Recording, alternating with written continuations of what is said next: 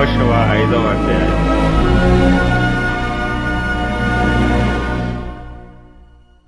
వారు దాటుచుండగా ఇశ్రాయేలీల ఎదుట నుండి యెహోవా యొర్దాను నీళ్లను ఎండచేసిన సంగతి యొర్దానుకు పడమటి దిక్కుననున్న అమోరీల రాజులందరినూ సముద్రమునొద్దనున్న కనానీయుల రాజులందరినూ వినినప్పుడు వారి గుండెలు చెదరిపోయెను.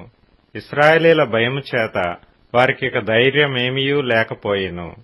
ఆ సమయమున యెహోవా రాతి కత్తులు చేయించుకొని మరలా ఇశ్రాయేలీలకు సున్నతి చేయించుమని యెహోషువకు ఆజ్ఞాపింపగా, యెహోషువ రాతి కత్తులు చేయించుకొని సున్నతిగిరి అను స్థలము దగ్గర ఇశ్రాయేలీలకు సున్నతి చేయించెను.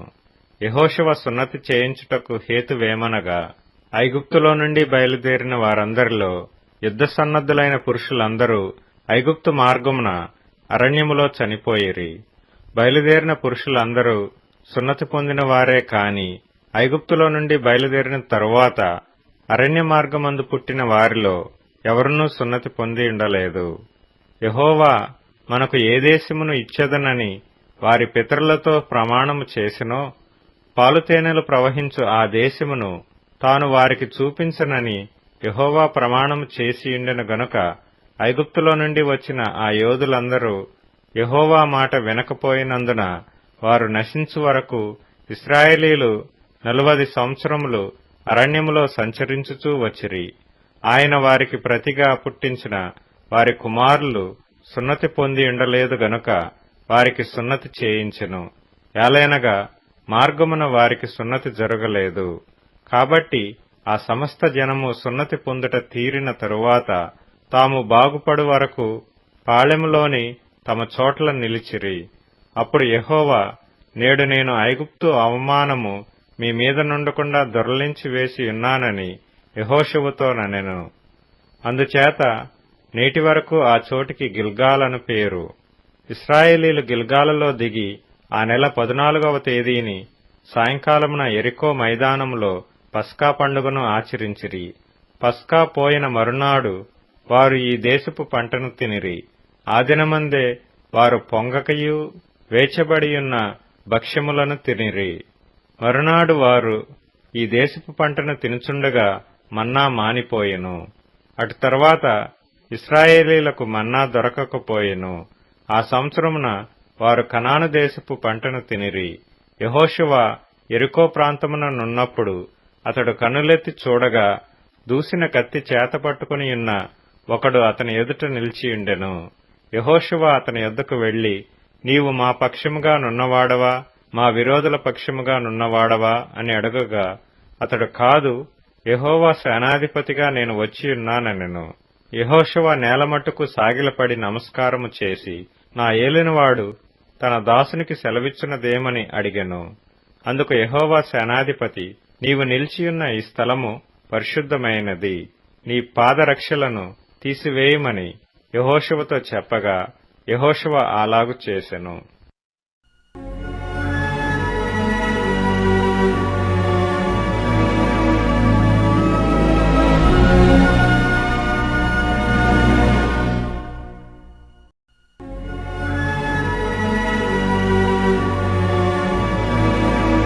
యెహోషువ 6వ అధ్యాయం. ఆ కాలమున ఇశ్రాయేలీల భయము చేత ఎవడనూ వెలుపలికి పోకుండాను లోపలికి రాకుండాను యెరికో పట్టణ ద్వారము గట్టిగా మూసివేయబడెను.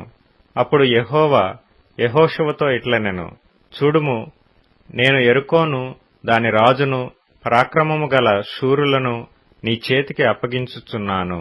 మీరందరూ యుద్ధ సన్నద్ధులై పట్టణమును ఆవరించి ఒకమారు దాని చుట్టూ తిరగవలెను. అలాగు 6 దినములు చేయుచూ రావలెను. 7 యాజకులు పొట్టేలు కొమ్ము బోరలను పట్టుకొని ముందుగా నడువవలెను. 7వ దినమున మీరు 7 మార్లు పట్టణము చుట్టూ తిరుగుచుండగా ఆ యాజకులు బోరలనూదవలెను. మానక ఆ కొమ్ములతో వారు ధ్వని చేయుచుండగా మీరు బోరల ధ్వని వినునప్పుడు జనులందరూ ఆర్భాటముగా కేకలు వేయవలెను. అప్పుడు ఆ పట్టణ ప్రాకారము కూలును గనుక జనులు తమ ఎదుటికి చక్కగా ఎక్కుదురు అనెను. నూను కుమారుడైన యెహోషువ యాజకులను పిలిపించి, మీరు నిబంధన మందసమును ఎత్తుకొని మోయుడి. 7 యాజకులు యెహోవా మందసమునకు ముందుగా పొట్టేలు కొమ్ము బోర్లను 7 పట్టుకొని నడవవలెనని వారితో చెప్పెను.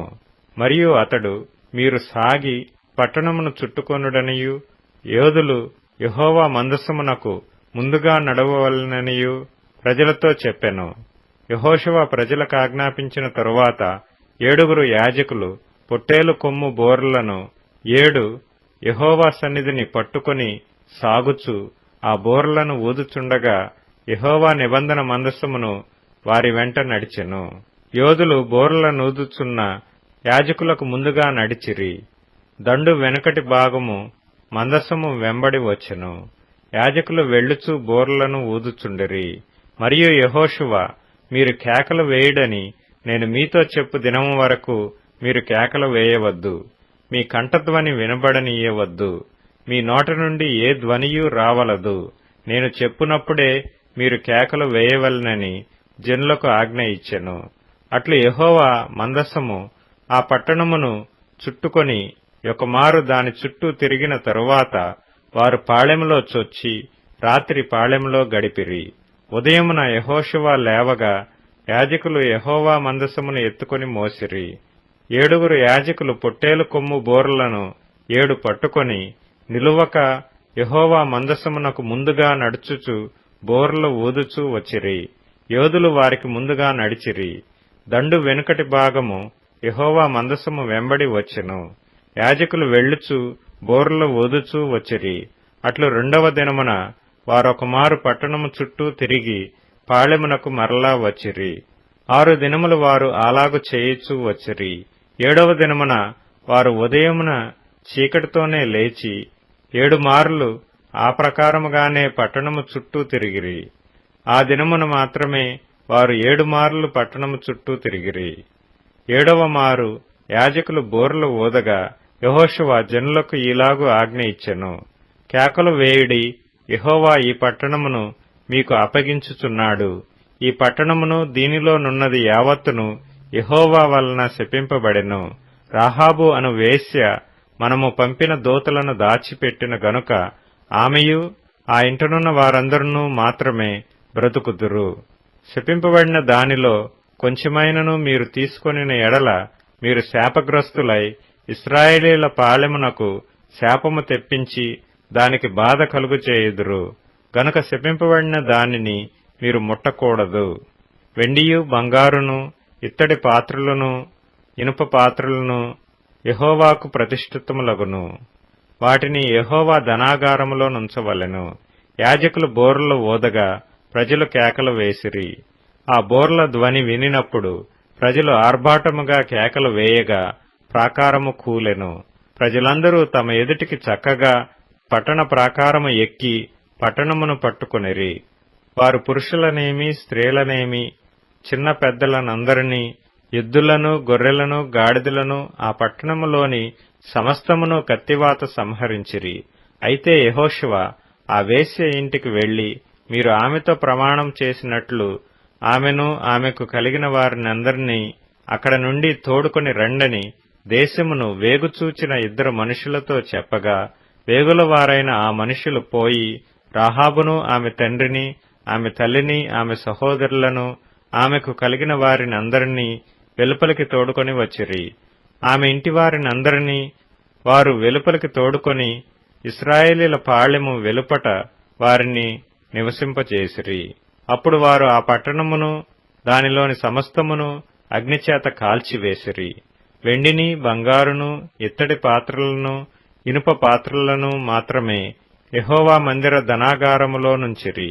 రాహాబను వేశ్య యెరికోను వేగుచూచుటకు యెహోషువ పంపిన దూతలను దాచిపెట్టి ఉండెను గనుక అతడు ఆమెను ఆమె తండ్రి ఇంటి వారిని ఆమెకు కలిగిన వారినందరినీ బ్రతుకనిచ్చెను. ఆమె నేటి వరకు ఇశ్రాయేలీల మధ్య నివసించుచున్నది. ఆ కాలమున యెహోషువ జనుల చేత శపథము చేయించి వారికి ఇలాగు ఆజ్ఞాపించెను. ఎవడు యెరికో పట్టణమును కట్టించ పూనుకొనునో వాడు యెహోవా దృష్టికి శాపగ్రస్తుడగును. వాడు దాని పునాది వేయగా వాని జ్యేష్ఠ కుమారుడు చచ్చును. దాని తలుపులను నిలువనెత్తగా వాని కనిష్ఠ కుమారుడు చచ్చును. యెహోవా యెహోషువకు తోడైండెను గనుక అతని కీర్తి దేశమందంతటను వ్యాపించెను.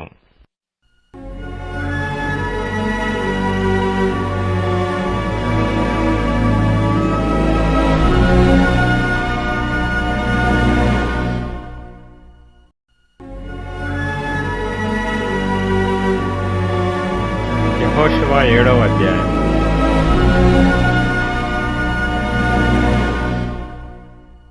శపితమైన దాని విషయంలో ఇశ్రాయేలీయులు తిరుగుబాటు చేసిరి. ఎట్లనగా యూదా గోత్రములో జరహు ముని మనుమడును జబ్ది మనుమడును కర్మీ కుమారుడునైన ఆకాను శపితము చేయబడిన దానిలో కొంత తీసుకొనెను గనుక యెహోవా ఇశ్రాయేలీయుల మీద కోపించెను.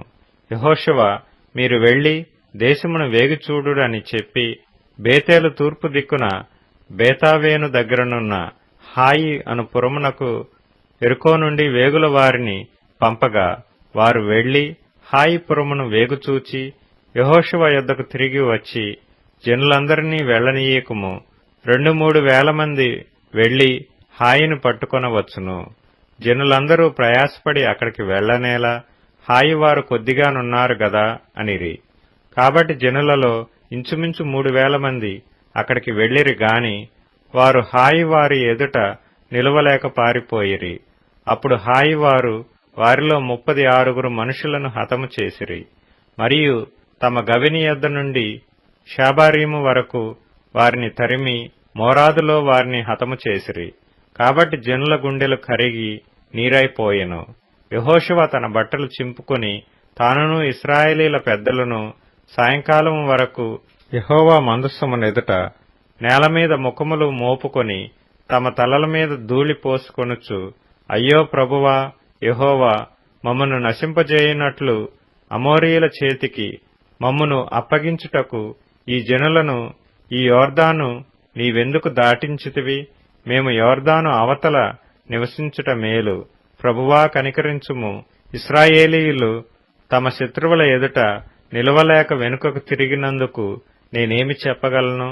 కనానీయులను ఈ దేశ నివాసులందరూ విని మమ్మను చుట్టుకొని మా పేరు భూమి మీద ఉండకుండా తుడిచివేసిన ఎడల ఘనమైన నీ నామమును గూర్చి నీవేమి చేయదు అని ప్రార్థింపగా యెహోవా యెహోషువతో ఇట్లనెను, లెమ్ము, నీవేళ ఇక్కడ ముఖము నేల మోపికొందువు. ఇశ్రాయేలీయులు పాపము చేసియున్నారు. నేను వారితో చేసిన నిబంధనను వారు మీరియున్నారు. శపితమైన దాని కొంత తీసుకొని దొంగిలి బొంకి తమ సామానులో దాని ఉంచుకొని ఉన్నారు. కాబట్టి ఇశ్రాయేలీయులు శాపగ్రస్తులై తమ శత్రువుల ఎదుట నిలవలేక తమ శత్రువుల ఎదుట వెనుకకు తిరిగిరి. శాపగ్రస్తులైన వారు మీ మధ్య నుండకుండా మీరు వారిని నిర్మూలము చేసితేనే తప్ప నేను మీకు తోడై ఉండను.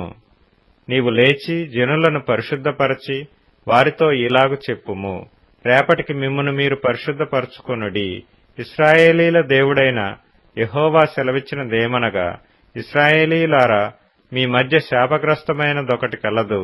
మీరు దానిని మీ మధ్య నుండకుండా నిర్మూలము చేయు వరకు మీ శత్రువుల ఎదుట మీరు నిలవలేరు. ఉదయమున మీ గోత్రముల వరుసను బట్టి మీరు రప్పింపబడుదురు. అప్పుడు యెహోవా ఏ గోత్రమును సూచించునో అది వంశముల వరుస ప్రకారము దగ్గరకు రావలెను. యెహోవా సూచించు వంశము కుటుంబముల ప్రకారము దగ్గరకు రావలెను. యెహోవా సూచించు కుటుంబము పురుషుల వరుస ప్రకారము దగ్గరకు రావలెను. అప్పుడు శపితమైనది ఎవని యొద్ద దొరుకునో వానిని వానికి కలిగిన వారినందరినీ అగ్నిచేత కాల్చివేయవలెను. ఎలయనగా వాడు యెహోవా నిబంధనను మీరి ఇశ్రాయేలులో దుష్కార్యము చేసినవాడు అనెను. కాబట్టి యెహోషువ ఉదయమున లేచి ఇశ్రాయేలీలను వారి గోత్రముల వరుసను బట్టి దగ్గరకు రప్పించినప్పుడు యూదా గోత్రము పట్టబడెను. యూదా వంశమును దగ్గరకు రప్పించినప్పుడు జరహీయుల వంశము పట్టబడెను. జరహీయుల వంశమును పురుషుల వరుసను దగ్గరకు రప్పించినప్పుడు జబ్ది పట్టబడెను. అతడును అతని ఇంటి పురుషుల వరుసను దగ్గరకు రప్పింపబడినప్పుడు యూదాగోత్రములోని జెరహు ముని మనుమడును జబ్ది మనుమడును కర్మీ కుమారుడునైన ఆకాను పట్టబడెను. అప్పుడు యెహోషువ ఆకానుతో, నా కుమారుడా, ఇశ్రాయేలు దేవుడైన యెహోవాకు మహిమను చెల్లించి ఆయన ఎదుట ఒప్పుకొని నీవు చేసిన దానిని మరుగు చేయక నాకు తెలుపుమని నిన్ను వేడుకొనుచున్నానని చెప్పగా, ఆకాను యెహోషువతో, ఇశ్రాయేలీల దేవుడైన యెహోవాకు విరోధముగా నేను పాపము చేసినది నిజము. దోపుడు సొమ్ములో ఒక మంచి షీనారు పై వస్త్రమును 200 తులముల వెండిని 50 తులముల ఎత్తుగల ఒక బంగారు కమ్మిని నేను చూచి వాటిని ఆశించి తీసుకొంటిని. అదిగో నా డేరా మధ్య అవి భూమిలో దాచబడి ఉన్నవి. ఆ వెండి దాని క్రింద ఉన్నదని ఉత్తరమిచ్చి తాను చేసినదంతయు ఒప్పుకొనెను. అప్పుడు యెహోషువ దూతలను పంపగా వారు ఆ డేరా యొద్దకు పరిగెత్తి చూచినప్పుడు అది డేరాలో దాచబడి ఉండెను. ఆ వెండి దాని క్రింద నుండెను. కాబట్టి వారు డేరా మధ్య నుండి వాటిని తీసుకుని యెహోషువ యొద్దకును ఇశ్రాయేలీల యొద్దకును తెచ్చి యెహోవా సన్నిధిని ఉంచిరి. తరువాత యెహోషువయు ఇశ్రాయేలీలందరూ జెరహు కుమారుడైన ఆకానును ఆ వెండిని ఆ పై వస్త్రమును ఆ బంగారు కమ్మిని ఆకాను కుమారులను కుమార్తెలను ఎద్దులను గాడిదలను మందను డేరాను వానికి కలిగిన సమస్తమును పట్టుకొని ఆకోరు లోయలోనికి తీసుకుని వచ్చిరి. అప్పుడు యెహోషువ, నీవేళ మమ్మను బాధపరిచితివి, నేడు యెహోవా నిన్ను బాధపరచుననగా ఇశ్రాయేలీలందరూ వానిని రాళ్లతో చావగొట్టిరి. వారిని రాళ్లతో కొట్టిన తరువాత అగ్నిచేత కాల్చి వారి మీద రాళ్లను పెద్ద కుప్పగా వేసిరి. అది నేటి వరకు ఉన్నది. అప్పుడు యెహోవా కోపోద్రేకము విడిచిన వాడై మళ్లుకొనెను. అందుచేతను నేటి వరకు ఆ చోటికి ఆకోరు లోయ అని పేరు.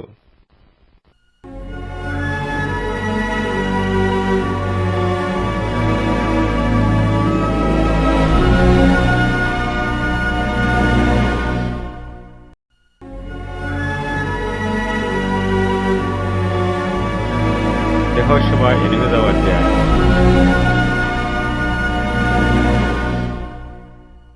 మరియు యెహోవా యెహోషువతో ఇట్లనెను, భయపడకుము, జడియెక్కుము, యుద్ధ సన్నద్ధులైన వారందరినీ తోడుకొని హాయి మీదకి పొమ్ము. చూడుము, నేను హాయి రాజును అతని జనులను అతని పట్టణమును అతని దేశమును నీ చేతికి అప్పగించుచున్నాను. నీవు యెరికోకును దాని రాజునకును ఏమి చేసితివో అదే హాయికిని దాని రాజునకును చేసెదవు. అయితే దాని సొమ్మును పశువులను మీరు కొల్లగా దోచుకొనవలెను. పట్టణపు పడమటి వైపున మాటుగాండ్లనుంచుము. యెహోషువయు యోధులందరూ హాయి మీదికి పోవలనని ఉండగా యెహోషువ పరాక్రమము గల 30,000 శూరులను ఏర్పరచి రాత్రివేళ వారిని పంపి వారికాజ్ఞాపించినదేమనగా, ఆ పట్టణమునకు పడమటి వైపున మీరు దాని పట్టుకొన చూచుచు పొంచియుండవలెను. పట్టణమునకు బహుదూరమునకు వెళ్ళక మీరందరూ సిద్ధపడియుండుడి. నేనును నాతో కూడానున్న జనులందరూ పట్టణమునకు సమీపించెదము. వారు మునుపటి వలె మమ్మను ఎదుర్కొనుటకు బయలుదేరగా మేము వారి ఎదుట నిలవక పారిపోదుము. మునుపటి వలె వీరు మన ఎదుట నిలవక పారిపోదురని వారనుకొని మేము పట్టణమునొద్ద వారిని తొలగి రాజేయు వరకు వారు మా వెంబడి బయలుదేరి వచ్చెదరు. మేము వారి ఎదుట నిలువక పారిపోయినప్పుడు మీరు పొంచియుండుట మాని లేచి పట్టణమును పట్టుకొనుడి. మీ దేవుడైన యెహోవా మీ చేతికి దానిని అప్పగించును. మీరు ఆ పట్టణమును పట్టుకొనినప్పుడు యెహోవా మాట చొప్పున జరిగించి దానిని తగులబెట్టవలెను. ఇదిగో, నేను మీకు ఆజ్ఞాపించి ఉన్నానని చెప్పి యెహోషువ వారిని పంపగా వారు పొంచియుండుటకు పోయి హాయి పడమటి దిక్కున బేతెలునకును హాయికిని మధ్య నిలిచిరి. ఆ రాత్రి యెహోషువ జనుల మధ్య బస చేసెను. ఉదయమున యెహోషువ వేకువను లేచి జనులను వ్యూహపరచి తానును ఇశ్రాయేలీల పెద్దలను జనులకు ముందుగా హాయి మీదికి పోయిరి. అతని యొద్దనున్న యోధులందరూ పోయి సమీపించి ఆ పట్టణం నెదుటికి వచ్చి హాయికి ఉత్తర దిక్కున దిగిరి. వారికిని హాయికిని మధ్యను లోయయుండగా అతడు ఇంచుమించు 5,000 మంది మనుషులను నియమించి పట్టణమునకు పడమటి వైపున బేతెలునకును హాయికిని మధ్యను పొంచియుండుటకు ఉంచెను. వారు ఆ జనులను అనగా పట్టణమునకు ఉత్తర దిక్కుననున్న సమస్త సైన్యమును, పట్టణమునకు పడమటి దిక్కున దాని వెనుకటి భాగముననున్న వారిని ఉంచిన తరువాత యెహోషువ ఆ రాత్రి లోయలోనికి దిగిపోయెను. హాయిరాజు దాని చూచినప్పుడు అతడును అతని జనులందరూ పట్టణస్థులందరూ త్వరపడి పెందలకడ లేచి మైదానమునెదుట ఇశ్రాయేలీలను ఎదుర్కొని తాము అంతకుముందు నిర్ణయించుకొనిన స్థలమున యుద్ధము చేయుటకు బయలుదేరిరి. తన్ను పట్టుకొనుటకు పొంచియున్న వారు పట్టణమునకు పడమటి వైపున నుండిన సంగతి అతడు తెలుసుకొనలేదు. యెహోషువయు ఇశ్రాయేలీలందరూ వారి ఎదుట నిలవలేక ఓడిపోయిన వారైనట్టు అరణ్య మార్గము తట్టు పారిపోయినప్పుడు వారిని ఆతురముగా తరుముటకై హాయిలోనున్న జనులందరూ కూడుకొని యెహోషువను తరుముచు పట్టణమునకు దూరముగా పోయిరి. ఇశ్రాయేలీలను తరుముటకు పోని వాడొకడును హాయిలోనే గాని బేతెలులోనే గాని మిగిలియుండలేదు. వారు గవినివేయక పట్టణమును విడిచి ఇశ్రాయేలీలను తరుమబోయియుండిరి. అప్పుడు యెహోవా యెహోషువతో ఇట్లనెను, నీవు చేతపట్టుకొనిన ఈటెను హాయి వైపుగా చాపుము, పట్టణమును నీ చేతికి అప్పగింతును. అంతట యెహోషువ తన చేతనున్న ఈటెను ఆ పట్టణము వైపు చాపెను. అతడు తన చెయ్యి చాపగా పొంచియున్న వారు మాటులో నుండి త్వరగా లేచి పరుగెత్తి పట్టణములో చొచ్చి దాని పట్టుకొని అప్పుడే తగలబెట్టిరి. హాయివారు వెనుకవైపు తిరిగి చూచినప్పుడు ఆ పట్టణము యొక్క పొగ ఆకాశమునకెక్కుచుండెను. అప్పుడు అరణ్యమునకు పారిపోయిన జనులు తిరిగి తమ్మును తరుముచున్న వారి మీద పడుచుండిరి. గనుక ఈ తట్టైనను ఆ తట్టైనను పారిపోవుటకు వారికి వీలు లేకపోయెను. పొంచియున్న వారు పట్టణమును పట్టుకొని ఉండుటయు పట్టణపు పొగ ఎక్కుచుండుటయు యెహోషువయు ఇశ్రాయేలీలందరూ చూచినప్పుడు వారు తిరిగి హాయి వారిని హతము చేసిరి. తక్కిన వారును పట్టణంలో నుండి బయలుదేరి వారికి ఎదురుగా వచ్చిరి. అట్లు ఈ తట్టు కొందరు ఆ తట్టు కొందరు ఉండగా హాయివారు ఇశ్రాయేలీల నడుమ చిక్కుబడిరి గనుక ఇశ్రాయేలీలు వారిని హతము చేసిరి. వారిలో ఒకడునూ మిగలలేదు, ఒకడునూ తప్పించుకొనలేదు. వారు హాయి రాజును ప్రాణముతో పట్టుకొని యెహోషువ యొద్దకు తీసుకొని వచ్చిరి. బీటిలోనూ పొలములోనూ హాయి నివాసులను తరిమిన ఇశ్రాయేలీలు వారిని చంపుట చాలింపగా కత్తివాత కూలక మిగిలిన వాడొకడునూ లేకపోయినప్పుడు ఇశ్రాయేలీలందరూ హాయి యొద్దకు తిరిగి వచ్చి దానిని కత్తివాతను నిర్మూలము చేసిరి. ఆ దినమున పడిన స్త్రీ పురుషులందరూ 12,000 మంది. యెహోషువ హాయి నివాసులందరినీ నిర్మూలము చేయు వరకు ఈటెను పట్టుకొని చాచిన తన చేతిని తిరిగి ముడుచుకొనలేదు. యెహోవా యెహోషువకు ఆజ్ఞాపించిన మాట చొప్పున ఇశ్రాయేలీలు ఆ పట్టణంలోని పశువులను సొమ్మును తమ కొరకు కొల్లగా దోచుకొనిరి. అట్లు యెహోషువ హాయి నిత్యము పాడైపోవలెనని దాని కాల్చివేసెను. నేటి వరకు అది అట్లేయున్నది. యెహోషువ హాయి రాజును సాయంకాలము వరకు మ్రాను మీద వ్రేలాడదీసెను. ప్రొద్దుగ్రుంకుచున్నప్పుడు సెలవీయగా జనులు వాని శవమును మ్రాను మీద నుండి దించి ఆ పురద్వారమునెదుట దాని పడవేసి దానిమీద పెద్ద రాళ్ల కుప్ప వేసిరి. అది నేటి వరకు ఉన్నది. మోషే ధర్మశాస్త్ర గ్రంథములో వ్రాయబడిన ప్రకారము యెహోవా సేవకుడైన మోషే ఇశ్రాయేలీలకు ఆజ్ఞాపించినట్లు యెహోషువ ఇశ్రాయేలీల దేవుడైన యెహోవా నామమున బలిపీఠమును ఇనుప పనిముట్లు తగిలింపని కారు రాళ్లతో ఏబాలు కొండ మీద కట్టించెను. దానిమీద వారు యెహోవాకు దహన బలులను సమాధాన బలులను అర్పించిరి. మోషే ఇశ్రాయేలీలకు వ్రాసి ఇచ్చిన ధర్మశాస్త్ర గ్రంథమును ఒక ప్రతిని అతడు అక్కడ ఆ రాళ్ల మీద వ్రాయించెను.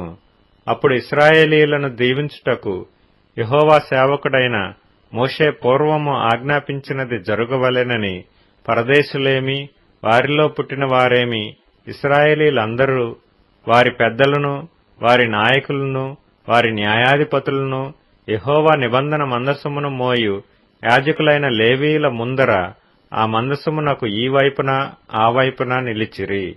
వారిలో సగము మంది గెరిజీము కొండ ఎదుటను, సగము మంది ఏబాలు కొండ ఎదుటను నిలువగా, యెహోషువ ఆ ధర్మశాస్త్ర గ్రంథములో వ్రాయబడిన వాటన్నిటిని బట్టి ఆ ధర్మశాస్త్ర వాక్యములనన్నిటినీ, అనగా దాని దీవెన వచనమును దాని శాప వచనమును చదివి వినిపించెను.